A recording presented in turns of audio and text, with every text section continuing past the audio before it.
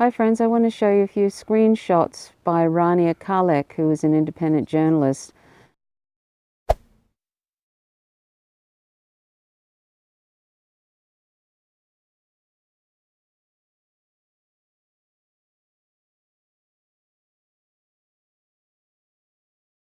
From the podcast Unauthorized Disclosure, and also she does work for In the Now, and she also does just general independent journalism in Syria. She's a really great independent journalist, and I'm bringing Rania's tweets up because In the Now has been removed from Facebook, and the rationale they gave was because it was fake news, because it was funded by Rupli, which belongs to Russian TV. So here we go with more McCarthyite type behavior. You may recall the 800 pages that were removed by Facebook. A couple of mine were 2 of them, but they were actually reinstated mine. A lot of them weren't. And some had, millions of followers. Mine were only small potatoes, but there were some that had millions of followers, and they were removed permanently. And here is Facebook now. I don't know if they're going to return In the Now to Facebook. A little while ago when I had looked, it still was blocked by Facebook. I don't know if they permanently deleted it I don't know if they will permanently delete it like they have with those 800 pages. And also pages by Palestinians, they do that as well. They remove pages by Palestinians. The Atlantic Council, which is also funded by Saudi Arabia, but it's a right-wing conservative think tank, warmongering think tank. They are a part of Facebook's decision-making on what pages are acceptable. Acceptable discourse or fake news in quotes on Facebook. So you can imagine that anybody who is addressing the coup in Venezuela and talking the truth about the coup in Venezuela is likely to have problems with the Atlantic Council, and anybody who is anti-imperialist and anti-war will have trouble with Facebook. My 2 pages are anti-imperialist, anti-war, and but they don't have such a big following, so it's unlikely that Facebook will delete them. But they've twice now removed them, and then the last time they did that, it took them about 5 days to bring them back. And I think they're just trying to sort of annoy me so much that I dump Facebook, which I'd love to do. I loathe it.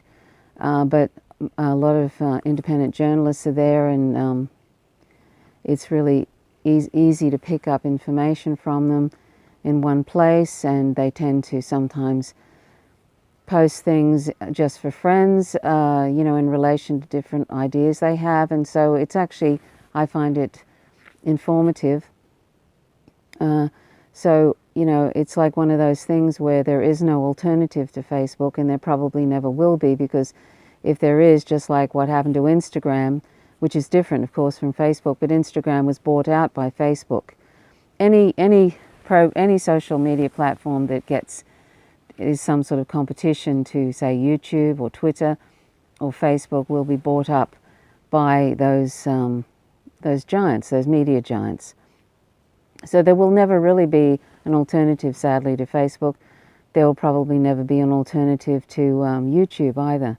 That's really unfortunate, but I don't know even what you can do to even... There's no point in complaining to Facebook. They don't care. And they have so many flat catches, and sort of... It's just so ridiculous trying to even complain to them. It's not worth the trouble. So who do you complain to? This is like McCarthyism, red baiting, and just trying to eventually squash and suffocate any sort of anti-war, anti-imperialist voice. I mean, these are the times we live in, where governments don't talk about, they just join any war the US proposes, or they, like my government, the Australian government, is joining in on recognising Juan Guaido as the president of Venezuela, an unelected, self-appointed person.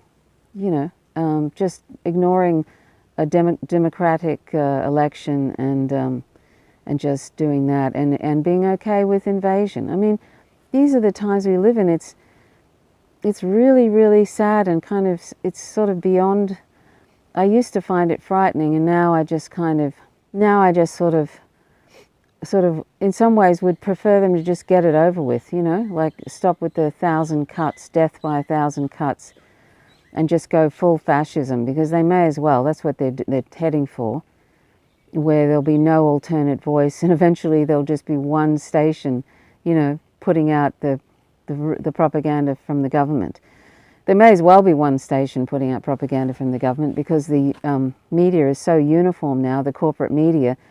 It's almost like and this is not, I'm not joking when I say this, in the US they get their talking points from the CIA. And you know, if you're familiar with Operation Mockingbird, if not, look it up online.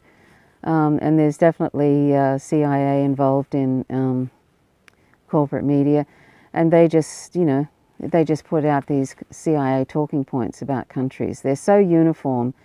It's not an accident that they're so uniform. Anyway, but in the now, it's very sad, because Rania Khalek did such a great job on In the Now. I don't know if she was the one that was writing her scripts for In the Now, but probably, because she's very knowledgeable. But they were great videos that she did. Really informative and kind of funny at the same time at times, and but just incredibly informative, and would really condense things into a nutshell. And you know, she regularly did anti-war, anti-imperialist stuff and analysed that. And they didn't like it, Facebook. And obviously they had a lot of traction, and Facebook didn't like that, the Atlantic Council didn't like that, and boom, gone. So I don't know if it's going to come back, and that's really sad, because I thought Rania Khalek's videos on In the Now were great. Anyway, just more nonsense, you know, that makes it harder and harder to get out information. And like they said, the people who are behind this said they've only just started doing that kind of thing, you know, the censorship. Well, they don't consider it censorship, but it is. You know, they say they're doing us all a favor by getting rid of fake news and getting rid of Russian-sponsored, you know, fake news. But really, what it is getting rid of alternative voices that are anti-war and anti-imperialist. That's the bottom line. So they said they've only just started, is what they've said. So we can expect a lot more of that in the future. Anyway, thanks so much for watching. Please click the like button if you like the content. Please comment if you wish. I always enjoy comments. Subscribe and hit the notifications bell if you haven't already and you wish to. If you don't click the notifications bell, you don't receive any updates. Anyway, thanks so much for watching. My name's Trish Roberts. You're watching Faint Signals from Vega. Till next time, bye for now.